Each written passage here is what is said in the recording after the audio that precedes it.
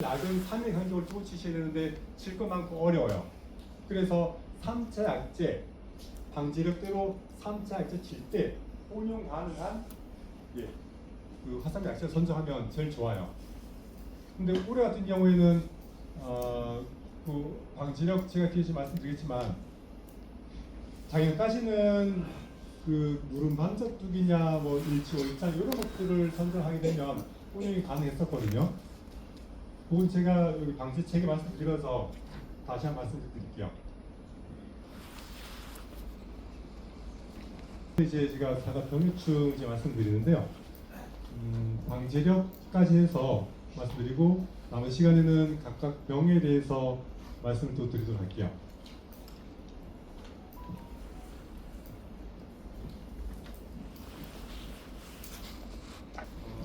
기본적인 내용을 시작하도록 하겠습니다.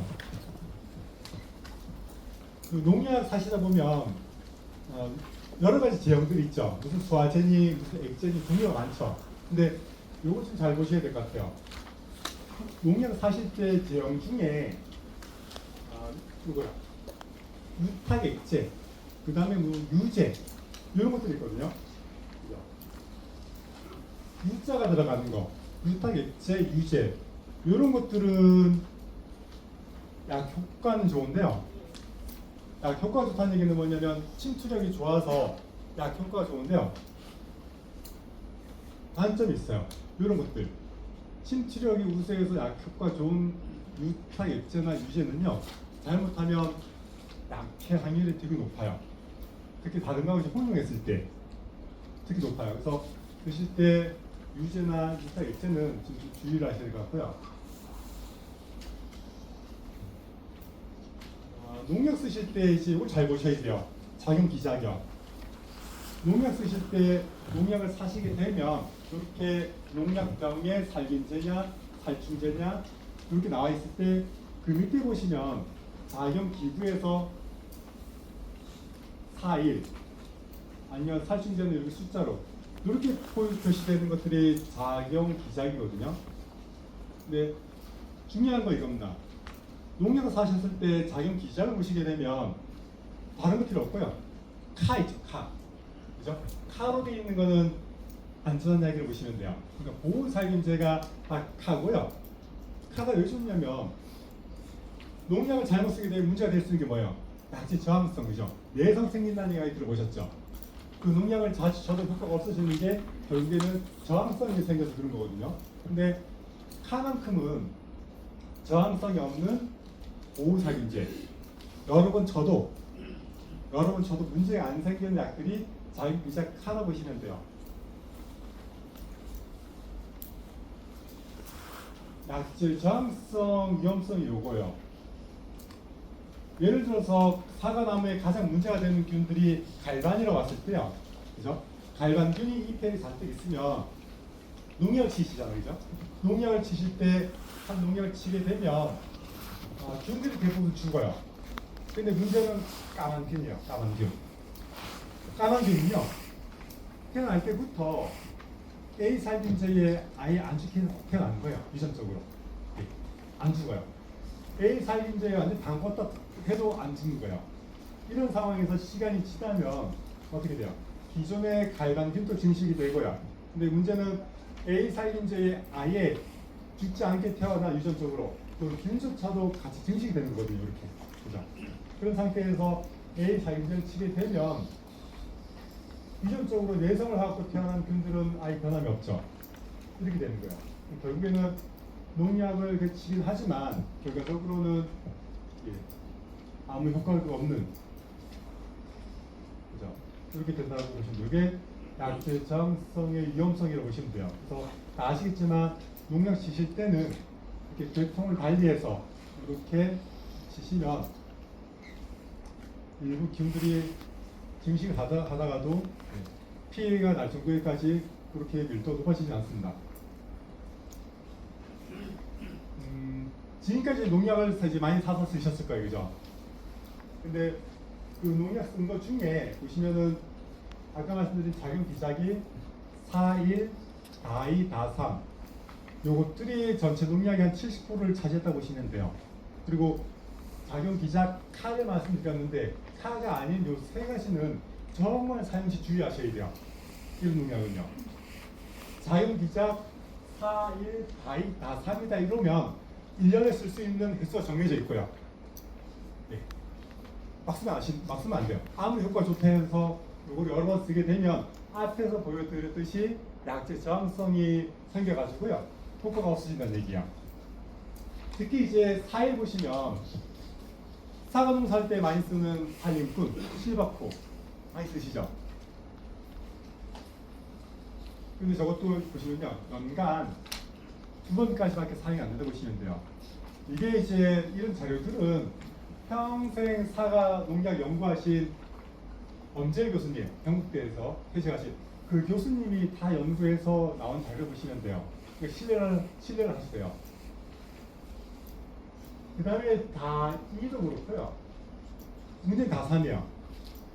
농약을 샀는데 자기 기작이 다 3이다 이러면 주의하셔야 되고요. 다3 자체가 사실 한 번만 쓴다 이러면 효과가 되게 좋은 약이에요. 모든 농약 중에 효과가 가장 좋은 작용 기작이 다 3이에요. 왜냐면요, 다 3의 약제들은 통달성이 있어가지고요. 잎 앞면에 농약이 묻으면요, 그것들이 농약이 알아서 이렇게 가스화돼가지고 이 뒷면까지 다 번져가요, 약이. 그러니까 한 번만 이렇게 쳐도 모든 나무 사이사이 구석구석 약이 다 퍼져가지고요, 효과가 되게 좋다 보시면 돼요. 그럼에도 불구하고 이 농약 혹시나 효과가 좋다 해서 연간 자주 썼다 이러면 문제가 될 수 있다는 얘기입니다. 그래서 아무리 좋은 효과를 가진 다산이라 할지라도 연간 1회 대신에 보호살균제, 뭐 캡탄, 뭐 만코지 이런 것들하고 혼용해 사게 되면 연간 2번까지도 가능하다 이렇게 보시면 돼요. 작용 기작 카가 요거예요. 다 이런 것들이요. 요것들은 보호살균제로서 약제 저항성이 없는 거예요. 안전하다 보시면 되고요. 대체로 몇 가지 약 써놓고는 가격도 비싼 편이 아니에요. 그죠? 첫째 이제 만코지 제품명은 다이슨의 M이 있고요. 그 다음에 만코제브 수화 제통이 이렇게 상표명이 있다 보시면 돼요. 만코제브가 갈반 예방 효과에도 좀 있지만요. 더 효과가 더 좋은 건 이거예요. 그름병하고 그름 전문이병의 효과가 되게 좋아요. 이 약을 한번 치게 되면 그 약효가 40일 정도 간대요. 40일 정도. 그래서 갈반도 예방이 되지만은 그 사과 아시죠? 농약 많이 안 치게 되면 때가 낀 것처럼 까맣게 되기도 하고요. 그죠? 다 이 그름병이거든요. 그런 것들의 효과가 좋다고 보시면 돼요. 그 다음에 보호살균제 중에 델란이 있어요. 델란. 이것도 카거든요. 델란이 좋은 게 뭐냐면요. 탄저병하고 사과에 가장 문제가 되는 게 갈반이죠. 그 다음에 탄저 두 가지거든요.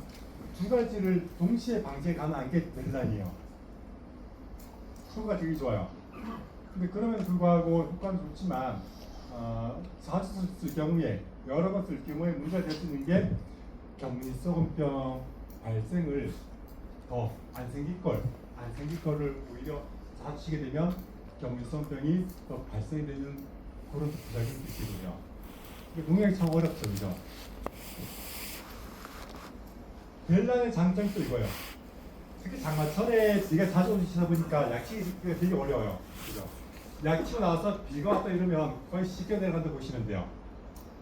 특히 이제 보호살균제 중에 캡탄 같은 거 있죠, 그죠? 그다음에 만코지 이런 것들은요, 비가 치고 나서 비가 뭐 2mm, 3mm만 와도 거의 다 씻겨 내려간다 보시면 돼요. 근데 벨란만큼은 내용성이 되게 강해요. 그게 뭐냐면 벨란 치고 나서 비가 웬만큼만 와도 번지고 있다는 얘기예요. 비에 거의 40mm, 장마철에 40mm면 엄청 많이 오는 거죠. 그렇게까지 와야지만 벨란이 쉽게 내려간다 이렇게 보시면 돼요. 그럼 결국 장마철에 비가 많이 올 때 중간에 이렇게 벨란을 치는 것도 괜찮다는 얘기죠, 그죠? 캡탄 같은 경우에 좋은 게 뭐냐면요, 가격도 저렴하지만 케탄 자체가 탄저병 예방에 효과가 되게 좋아요. 케탄이. 그래서 특별 살균제, 특별 살포를 해가지고요.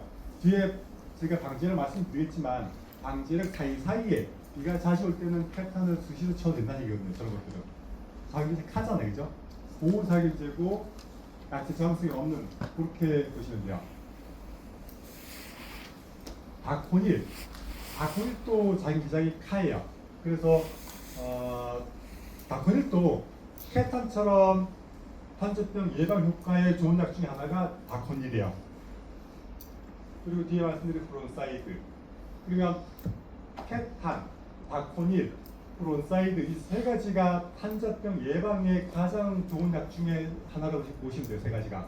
그러면 방제를 하시되 중간 비가 자주 온다 이러면 저런 약들을 중간에 보호살균이니까 여러분 전 상관없거든요. 그죠? 그걸 치시면 돼요. 근데 주의할 사항들이 또 몇 가지가 있는데요. 다코닐 같은 경우에는 잔류기가 길어요. 수확 30일 전이거든요. 그러면 홍로 품종에 항상 문제가 판사가 되다 보니까 홍로 수확 최소한 30일 전에 쳐야 된다 얘기거든요. 그죠? 그건 주의하시면 돼요. 그럼 사이즈는 더 길어요. 45일 전이에요. 그러면 혹시나 브론사이드를 수확하기, 홍로 수확하기 한 달 전에 쳤다. 그러면 수확하고 나서도 잔류 농약이 남아있다는 얘기예요. 그죠? 그렇게 해서 나중에 판매를 했을 때 나중에 잔류 농약 검사하면 문제가 될 수 있습니다. 그래서 지금 말씀드린 이런 자유기작 카들이 거의 이제 약제 저항성이 없고요. 안전한 농약이라고 보시면 돼요. 그래서 농약 쓰실 때는 이렇게 농약안전정보 시스템이나 아니면은 한국작물보호협회 들어가셔가지고 이렇게 상표명에 검색하시면은 작용 기작부터 해서 사용시 주의사항 이런 정보들 다 있으니까요. 확인을 좀 꼭꼭 좀 해보시면은 좋을 것 같습니다. 예, 이렇게요. 살림꾼을 제가 이제 검색을 한 건데 예를 들어서 그냥 사과 작목에 언제 치는지, 그 다음에 양량 얼마를 넣으셔야 되는지, 그 다음에 안전 사용 기준, 수확 며칠 전까지 쳐야 되는지 이런 정보들이 다 있으니까 여기서 일일이 확인을 좀 하시면 좋을 것 같아요. 그러면 좀 쉬었다가 하도록 하겠습니다.